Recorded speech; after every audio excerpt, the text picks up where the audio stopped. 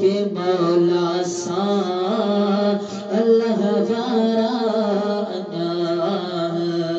भरल थई भाण भाग्यन जा मता समझी सुना उहे बोलो ये लालो तड़े सन तनवारन उहे हो इल्लल्लाह चबड़ वारा अनाह मिलाइन जे के मौला सा अल्लाह वारा अनाह भरल थई भागिन जा मता समझी सुना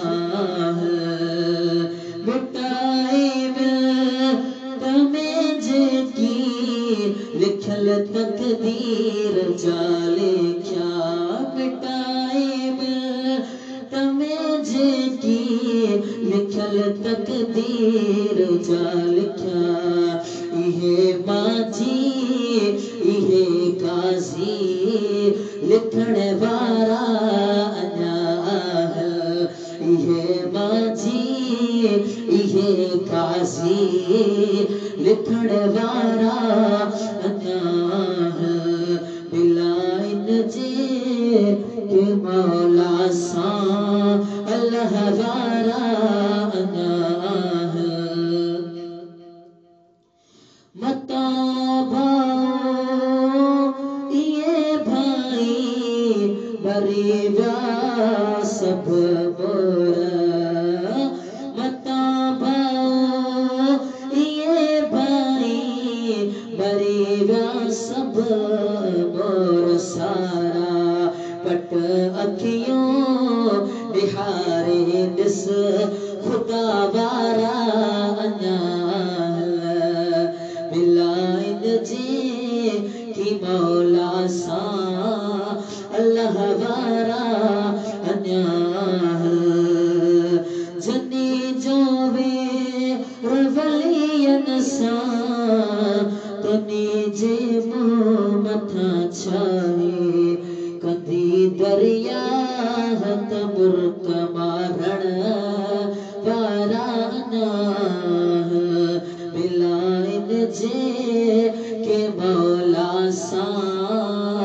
अल्लाह वारा अनाह कियामत ताई करमुल्ला इता रहदा अल्लाह वारा कियामत ताई अल्लाह वारा इता रहदा करमुल्ला हले जग जन सदके हले जग जन जे सदके इहे प्यारा अनाह मिलाइन जे के मौला सा अल्लाह वारा अनाह भरल थई भागिन जा बता समझी सुना बता भाई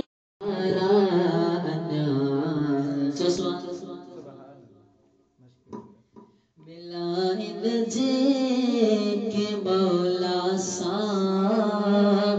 अल्लाह वारा अनाह भरल थई भागिन जा बता समझी सुना मिलाइन जे के मौला सा अल्लाह वारा अनाह भरल थई भागिन जा बता समझी सुना उहे बोलो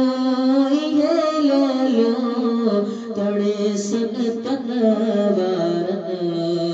उहे हो इल्लल्लाह चवण वारा अन्याह मिलाइन जे के मौला सा अल्लाह वारा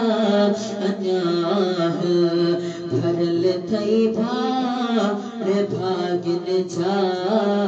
मता समझी सुन्याह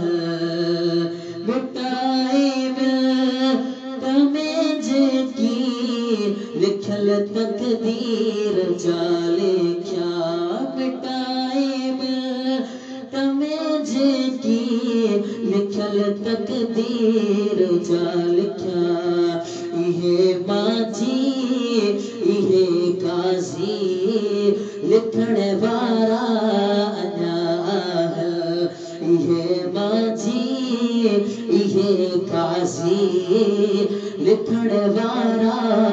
अन्याह मिलाइन जे के मौला सा अल्लाह वारा अन्याह मता भाओ ये भाई बरी व्या सब मोर मता भाओ ये भाई बरी व्या सब मोर सारा पट अखियों बिहारे दिस खुदा वारा अन्याह मिलाइन जी की मौला सा अल्लाह वारा अन्याह जनी जोवे रवलियन सा तनी जे मुँह मथा छाए कदी दरिया हत मुर्क मारण वारा अन्याह मिलाइन जे के मौला सा अल्लाह वारा अन्याह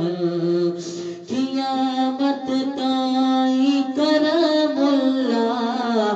इता रहदा अल्लाह वारा कियामत ताई अल्लाह वारा इता रहदा